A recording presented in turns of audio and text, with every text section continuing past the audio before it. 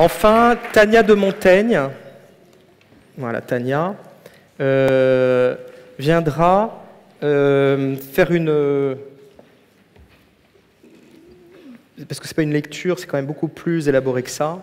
Elle viendra présenter un petit spectacle, en fait, c'est vraiment, ouais, on peut le dire, qu'elle a réalisé avec Stéphane Funtinos, qui est scénariste et réalisateur, autour d'un livre que tu as écrit, qui s'appelle Noir. Pourquoi? La vie méconnue de Claudette Colvin. Alors, la vie de Claudette Colvin étant méconnue, je ne vais pas m'étaler, mais il y a une injustice que ton livre, qui a d'ailleurs eu le prix Simone Veil, a réparé, c'est-à-dire de faire connaître une femme qui a peut-être été, on va dire, mise dans l'ombre parce qu'elle a été supplantée par une figure autrement plus médiatique qui était Rosa Parks, première femme à s'être levée dans un... Enfin, Claudette Colvin l'a fait avant elle, mais qui s'était levée dans un bus en révolte à la ségrégation raciale. Mais je te laisse parler de cette femme dont on voit là 2 photos. Oui, alors Claudette Colvin, c'est une femme qui est donc méconnue, que je ne connaissais pas. Et si vous tapez son nom, en général, ce que vous trouvez, c'est 2 lignes qui disent que cette jeune fille, parce qu'à l'époque, elle avait 15 ans, on est dans l'Alabama des années 50, en pleine ségrégation raciale, et on vous dira dans ces 2 lignes que cette jeune fille aurait pu être le visage de la lutte du mouvement des droits civiques, mais que, parce qu'elle était rebelle, enceinte, d'un blanc, c'est pas elle qui a été choisie.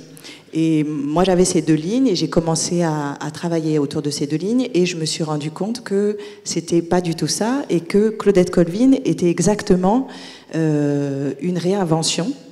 Dans la réalité, cette petite jeune fille n'était absolument pas enceinte, elle n'était pas non plus rebelle, c'était loin d'être une punk, et c'est ça qui m'a intéressée, c'est que c'est quelqu'un qui a fait un geste qui lui ressemble, un geste dans le silence, parce que c'était une jeune fille très discrète, et en fait elle s'est pas levée dans un bus à Montgomery, et en faisant ce geste, elle a obligé les Américains à se poser une question simple.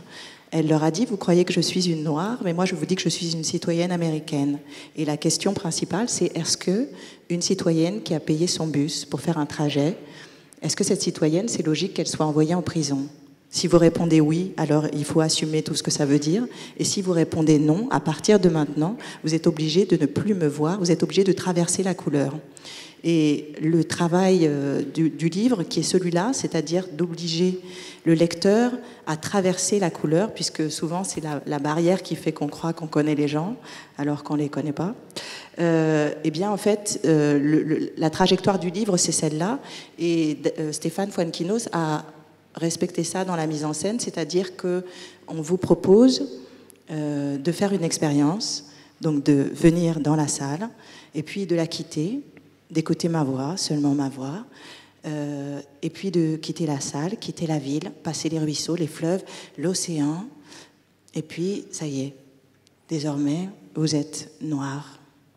Et contrairement à ce que l'on pense, ça n'est pas du tout une question de peau, c'est une question de regard, de ressenti. Et c'est ça qu'on va vous proposer de faire, c'est de venir partager l'expérience de Claudette Colvin, et puis un peu la mienne, et puis un peu finalement l'expérience de tout le monde, parce que finalement vous vous rendrez compte en sortant que, bah oui, vous êtes noir, vous êtes comme tout le monde. Voilà. Merci beaucoup, Tania. Tania a très activement participé à l'école, aux auditions, et je vous recommande son livre « L'Assignation », qui est sorti il y a peu de temps.